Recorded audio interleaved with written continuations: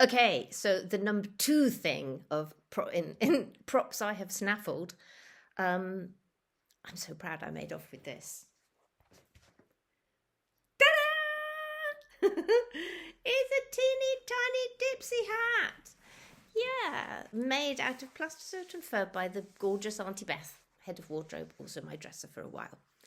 And it was a script where Dipsy's hat got bigger and smaller. So it's like this one would just like would fit around his area, and he'd be all kind of like, "Oh, Dipsy hat small," and then it got huge. There's a huge one, so that John, in his tubby suit, which after all was sizable, once he was inside it, there would just be like just his little aerial poking up from the top.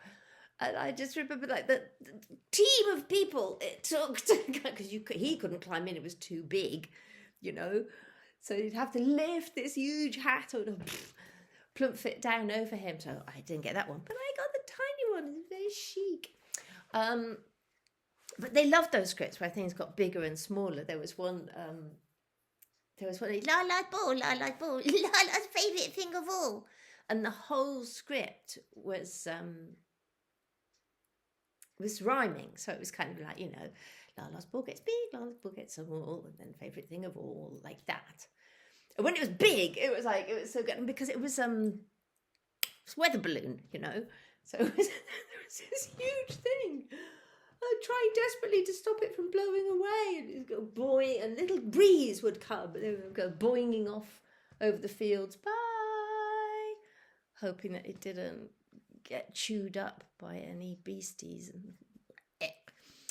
And so it ended up again with a team of people having to hold on to it behind, snuggled up against me, holding onto the ball to stop it blowing away. But that script also had at one point, because Lala's ball was big and it's small, and then it was square, and it was all these different things. And then it was the letter E, a lowercase e. And I remember kind of going like, the letter E, that's no way a ball should be. And it was fantastic. It was because it was about 4 foot tall, maybe. This letter E covered in the orange rubber latex stuff of the ball. The letter E, it was so brilliant, and I really, really wanted it. You know, it really reminded me of, for those of a certain age, of something you might have in the Avengers, in their flat, you know, big orange letter E for some reason. I really wanted it. I begged and begged, but they would not give it to me. Sometimes I wonder if Adam Crete made off with it, because he really wanted it too, art department geezer. But probably just got recycled or something tedious like that.